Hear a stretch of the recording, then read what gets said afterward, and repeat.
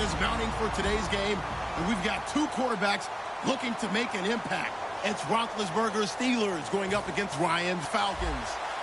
With that, let's get you over to the Georgia Dome in Atlanta. Here are Brandon Gaudin and Charles Davis.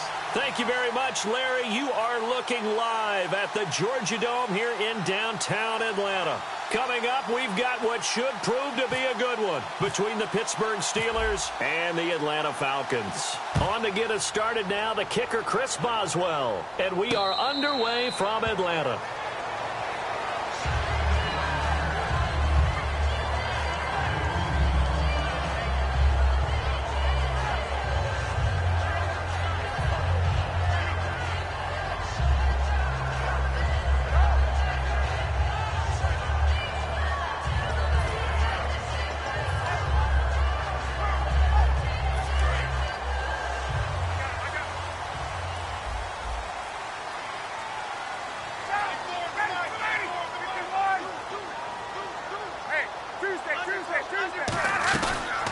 They'll run for the first time with Devontae Freeman.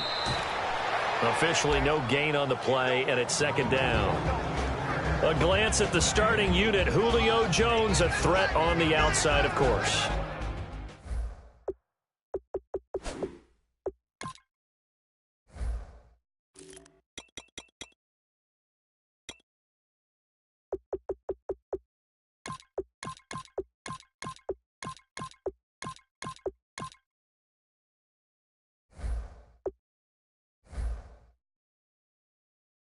Combines great athleticism, incredible speed, and a whole lot of toughness to be one of the better receivers in the NFL.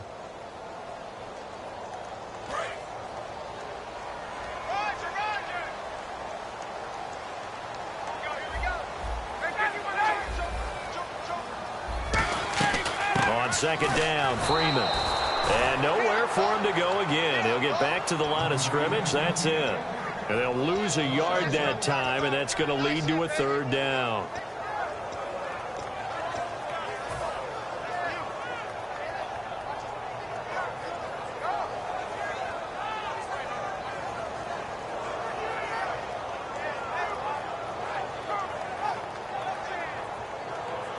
Little trouble thus far on their opening drive as they come up on a 3rd and 11.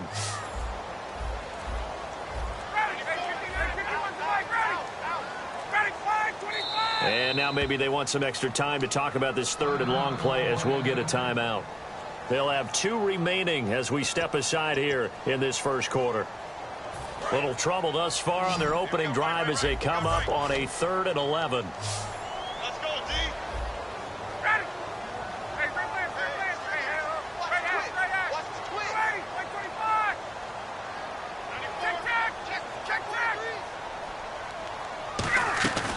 They run the play fake to Coleman. Now Ryan. It's caught on the right side by Robinson. Give him 11 yards that time and a new set of downs. So opening drive 3rd down, they complete the slant to move the sticks. And ordinarily, it's a high percentage pass when you throw it. And receivers like to run that route because it gets the ball in their hands pretty quickly. Just a couple of quick steps upfield, break towards the middle, the ball should be there, and then they can do some work afterwards. Surveying the field. He's going to go for a big play. And he fires one that's intercepted. A great read, and it's picked off. And a big turnover there as his guys will get the football back. Certainly not how they envisioned ending their opening drive here in the first quarter. Too many ones in this play. First quarter, first drive, first interception thrown. And that last one, that hurts. They come up in an offset eye.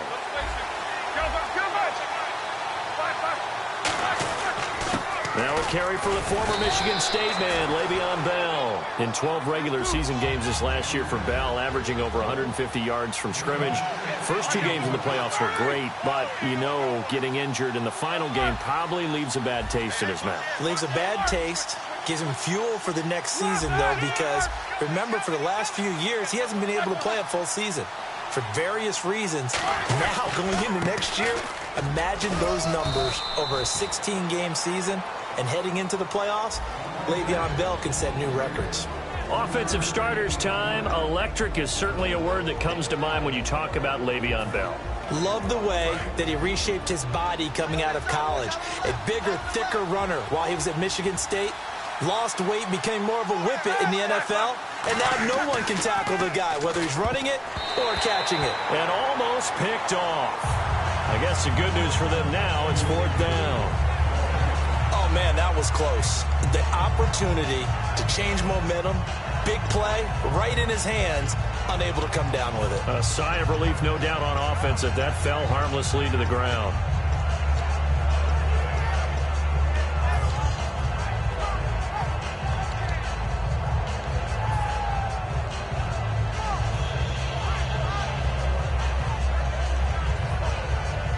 On 4th down, here comes the Steeler punter Jordan Berry to kick it away.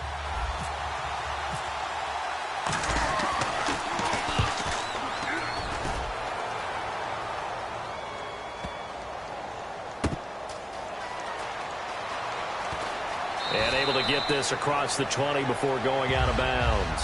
And that's going to go in the books as a 55-yard punt. Well done. And it'll be Falcon football as they take possession.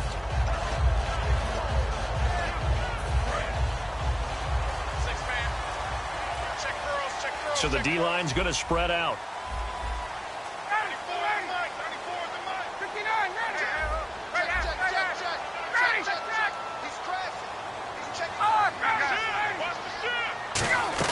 The drive will start with a carry by Devontae Freeman. And he's brought down, getting this one up to about the 35. And when you watch Devontae Freeman run the football, you can almost close your eyes and hear him running the football, can't you? Because people just scatter. I mean, you know, when he goes through a pile, it moves in a positive direction for him. I just love how hard he plays the game. 1,000-yard season. He had 11 touchdowns last year. In March, 25 years old. So he's kind of hitting that sweet spot for a running back, isn't he? He really is. And I still remember the evaluation of him coming out of college. He does everything well, but you weren't sure he had a dominant trait. Well, wrong about that. He's dominant in just about everything he does. And I think that he's going to continue to elevate his game and seek a 3rd Pro Bowl in 2017.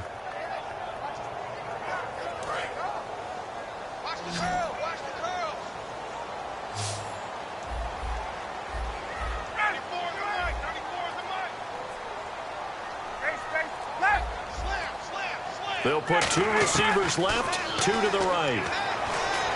He goes underneath to Freeman. And he'll be out of bounds up past the 45. That one good for 16, and the drive will continue. So many times you hear today's NFL described as a space game. Get your best players into space with the football in their hands. That's why sometimes you just swing it out to your runner, get him out in the flat, and let him have a chance to make people miss an open field. He completes it to Julio Jones. Alongside Charles Davis, Brandon Gaudin, it's the Falcons in possession to begin quarter number 2. And they're on the move here. They've got it 1st and 10.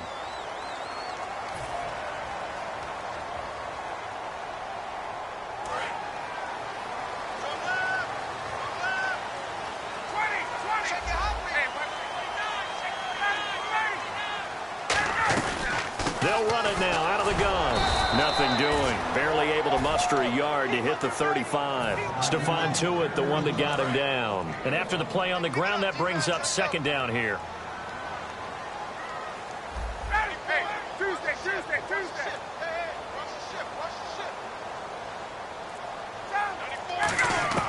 On 2nd down, here's Ryan.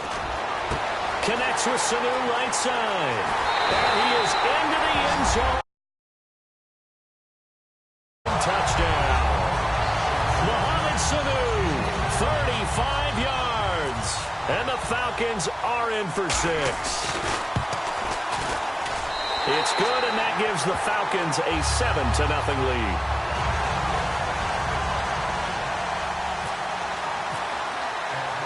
Now after the touchdown, it's Bosher to kick it away. That'll be taken in the end zone. And the decision to bring it out is going to cost him about 7 yards all told as he's taken down back shy of the 20. And Pittsburgh getting set to take the field. And a 3-and-out on that first drive. We'll see if they can do better here. They should have a better opportunity because the nerves should be settled now. That first series, everybody goes out with a little extra emotion. So now they get a chance to go back out and say, okay, now we're into the game. Let's go play and play as best we can. You almost get a mulligan then on that first drive. And is this intercepted? It is. It's intercepted. Ricardo Allen with a pick. And his crew will take over at their own 45-yard line. Here comes the Falcon offense now as they get set to take over here. And that last drive, a long drive, but not just that. They had a great air attack going. Did they stick with that? I would think that they would, because if they were confident enough to do it on the last drive, starting backed up in their own territory, why would you change anything? They've got to be confident about what they're presenting and continue to do so. Yeah, because the secondary, they really look clueless. And that was amazing because that drive went and went, no adjustments, and no big plays by the defense to knock the ball away. Second down following the run. They'll put two receivers left, two to the right. Now Ryan on second down. Middle of the field, it's Robinson. And he takes it down deep into Pittsburgh territory. And that one results in 35 yards. There will always be a place for methodically marching the ball downfield. But when you can pick it up in big chunks and strike like that, have explosive plays, that's often the difference in winning and losing. Those types of plays that can knock a defense off balance, that'll drive a team towards a victory. Swings it out to the flat for Freeman. And now they're inside the 10 as he's brought down at the 9. 7 yards on the play, and that'll make it second down. All right, I'm going to show my age here a little bit. We used to talk about running backs catching the ball as safety valves. Nowadays, they're a big part of the passing offense. Quit acting like you're so old. You're only 65. And he'll be brought down this time at the 5-yard line. It's a 3-yard pickup, and that sets up a first and goal. And the 2-minute warning lurking. This will probably be the last play before we hit it. Yeah, they want to get themselves in position to score in this last shot before the clock hits. So an entertaining first half, and now we have hit the 2-minute warning. Now the defense definitely showing blitz here. They'll run here with Freeman. And he'll get this one back to the 5-yard line, but no further than that. No gain on the play that time, and it sets up second and goal. So they go out of the gun, try to delay it on the draw, but nothing there. Yeah, good play by the defense there. They sniffed it out and made sure there were no gaps for him to run. If you're the offense, though, you have to think to yourself, maybe I go play action down the road. Watch right, we got right. Watch right. Freeman, the lone man in the backfield. 94 is the mic. Second and goal as the offense looks to try to punch it in. And the hole closes quickly here. He can fight only to about the 4. And give him 2 yards officially, and now it'll be third and goal. Tough day, tough sledding right there, and it's been that way the entire game. Not a whole lot of room to ramble for him. Yeah, you're right. It's been that way all afternoon. Didn't get a whole lot better there. Gabriel, the man in motion. And it's third down and goal from the 4. Only a yard on the pickup there, and it's going to bring up a 4th and goal. Now the Steelers put a stop to the action with a timeout defensively. It's just their first, so they'll have 2 remaining here before we get to halftime. Now hold everything here. We're going to get a timeout by the offense.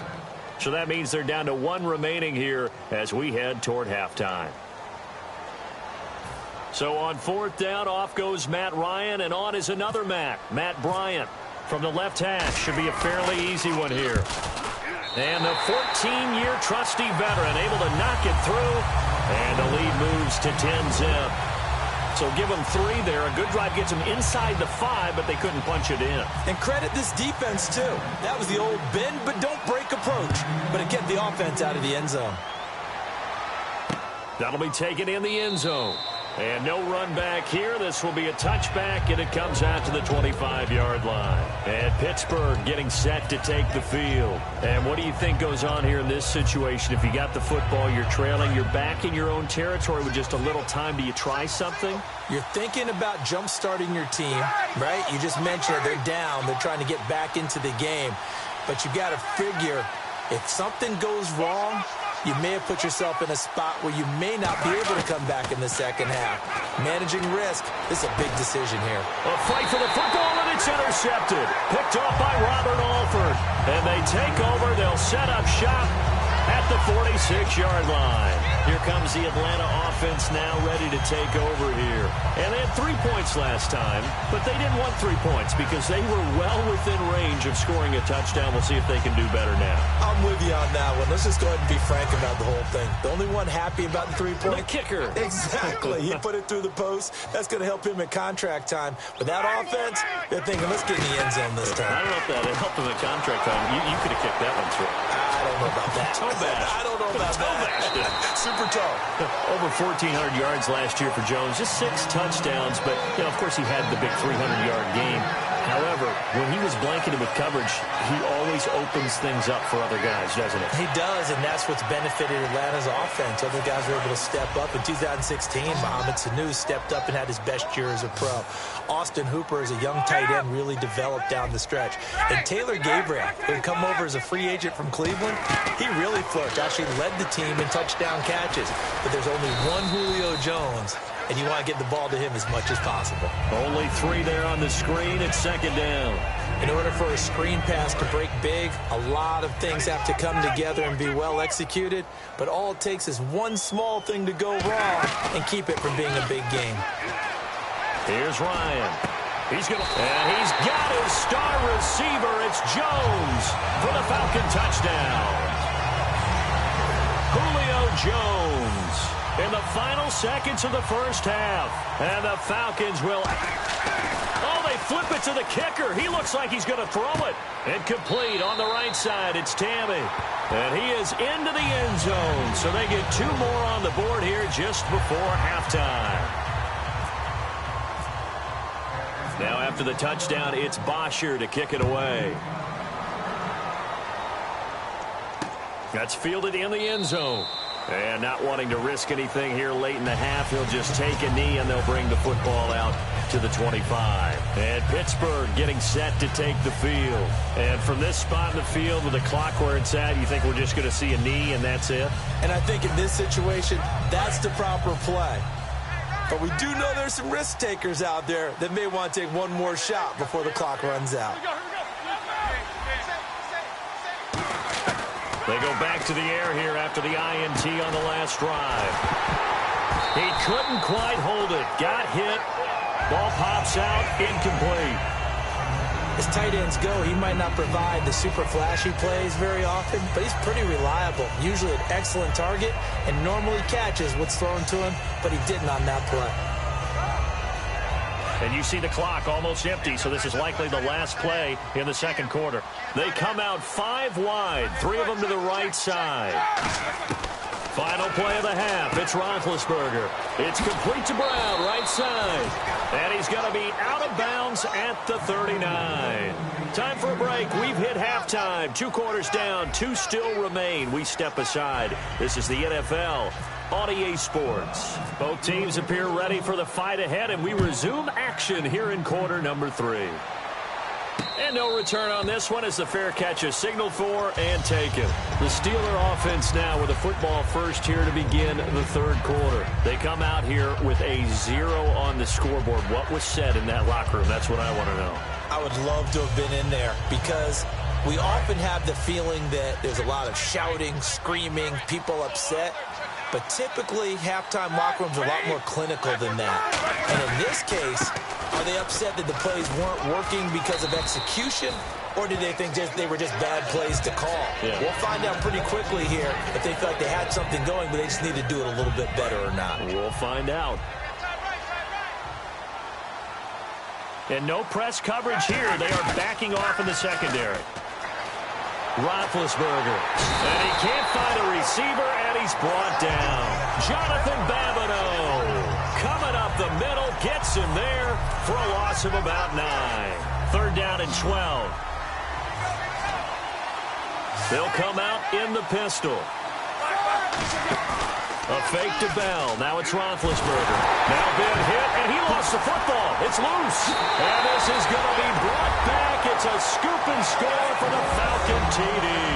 And give some kudos to the defensive coordinator, I think, here. They bring the blitz, they dial it up, and it turns into 6 points for them. It's so nice to hear you actually give kudos to the defense. It is so nice. You're such an offensive guy like that. I love it. He dialed things up, and boy, a big play resulted for his guys. Well, you like the credit to the defense there, right, my friend? Yeah, do I ever?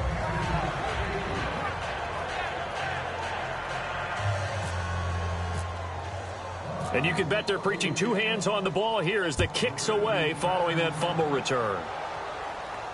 That'll be taken in the end zone. And he's able to get it across the 20, but not by much, as he's marked down at the 21-yard line. And the Steelers set to take the field.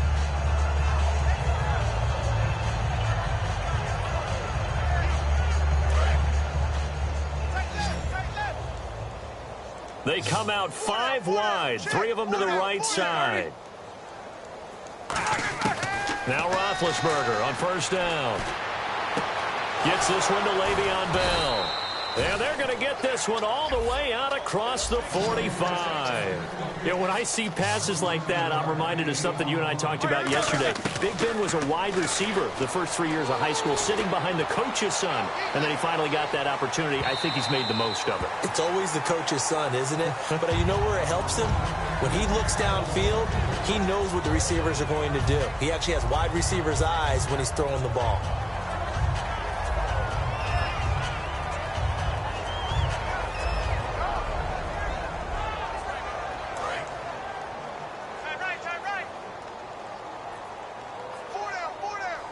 And they're going to go soft on the corners. Blue 30. Corner. No. Ball. Hey, alert. 2nd and 10. It's Roethlisberger once more. Goes underneath for Bell. And he'll be taken down at the 44-yard line. It'll be a gain of 8 yards, and they're going to have a 3rd down. 3rd and 2. Now Roethlisberger. And no escaping this time as he'll go down. They got him for a sack. Jonathan Babineaux in there to pick up his 2nd sack now of the afternoon.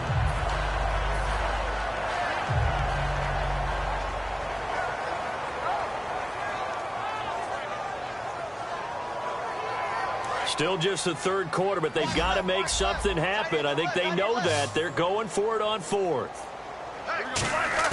Here we go on 4th down with Roethlisberger. He gets it to Brown, complete. And he gets it to the 32, good enough for a 1st down. There's no doubt about it. That's just one of the best connections in the league. Big Ben throwing it to Antonio Brown. And Antonio Brown has turned himself into such a player. A low-round draft pick, but you can't beat his determination or work ethic. And Big Ben welcomes that. And Big Ben won a Super Bowl at 23, youngest ever to do so, has never looked back. Now Roethlisberger to throw. And Big Ben intercepted a 3rd time. A great read, and it's picked off. Atlanta now coming out on the field. And they'll just simply be looking to build off the confidence of the last time out where they scored a touchdown. And confidence is powerful, isn't it? When you've scored once, you feel like you can go back out there and get it done again. Doesn't matter what the defense throws at them. They feel like they're in a groove right now, and they want to get out there and show it. Yeah, hoping to stay in that groove here this go-around. They go play action here on 1st down. And this will be caught at the 30. Touchdown, Falcons. Taylor Gabriel, an even 90 yards. And the Falcons continue to pour it on. Oh, they flip it to the kicker. He looks like he's going to throw it. This will be caught at about the 6. And they're just not going to let up as he is into the end zone here for 2 more. Now after the touchdown, it's Bosher to kick it away. That's fielded in the end zone. And he'll wind up about 4 yards shy of where he would have been if he had taken a knee, as they'll start at the 21-yard line. And Pittsburgh getting set to take the field. And 3 interceptions in this game. And I would have to think, I wasn't a quarterback, but number 4 is kind of, oh, you're like, oh, man, I can't throw 4. No, and what's interesting is, what do the coaches decide to do now? Having thrown 3, do you alter your offensive strategy? Do you take the ball out of his hands and maybe turn to the running game? Or do you have that supreme confidence that he's going to turn things around? We'll see what they do. All right, different topic here. 2018, the Super Bowl, traveling north, far north to Minneapolis. Early predictions for that one. Who you got? Well, you know, everyone's still waiting in the NFL for a home team to play in its home stadium, right? So could the Vikings be that team? I'll start in the NFC, and I'm going to say no. I think Seattle, starting to get near that maybe last run with their defense. Earl Thomas returns. I like Seattle coming out of the NFC. How about you? Well, I'm actually going to take a Dallas Cowboys NFC title run. I think that they came so close this year, probably most talented going into next year. I like that one. Well, in the AFC, I'm going to go with a team that if they improve their defense and their quarterback stays healthy, they could be that team, the Oakland Raiders. Okay, I'm going dark horse. Cleveland Browns. Let's go. Hey, from worst to first. They come out with 1 back and 3 tight ends. Now Roethlisberger. He's going to take another shot here. And his pass is intercepted for the 4th time today. Picked off by Robert Alford. And his guys are going to take over at the 21-yard line. Atlanta now coming out on the field. And following that long touchdown pass, a 1-play drive last time, see if the defense, you know they're ready. They don't want that to happen again. And you would have thought they would have been ready the last time. That's what you work on all the time. Make sure that no one gets behind you. That's the cardinal sin of defense, not giving up the long pass. They did. Let's see how they adjust. Give him 9 on the carry that time, and they're set up with a 2nd and 1. First play of the drive, let's give credit all around. Excellent blocking, but the guy carrying the ball, he was the finisher. A really nice run. 2nd down and just 1. Single receiver. Hey, you're on an island over there. Single receiver. On 2nd down, Ryan. He's going to hit his man out of the backfield, complete. And he'll be brought down shy of the 40 at the 38-yard line. We always talk about having to read defenses and how complicated that is. Well, this was an excellent read. Read the pressure and got rid of the football before it even got to him for a nice game. And when they're blitzing like that, running back usually a good spot to go with the football? Without a doubt, because he's right in your sight line or he's near you. So you're able to just get it to him easily. And once he gets in space, that's usually a good matchup for him.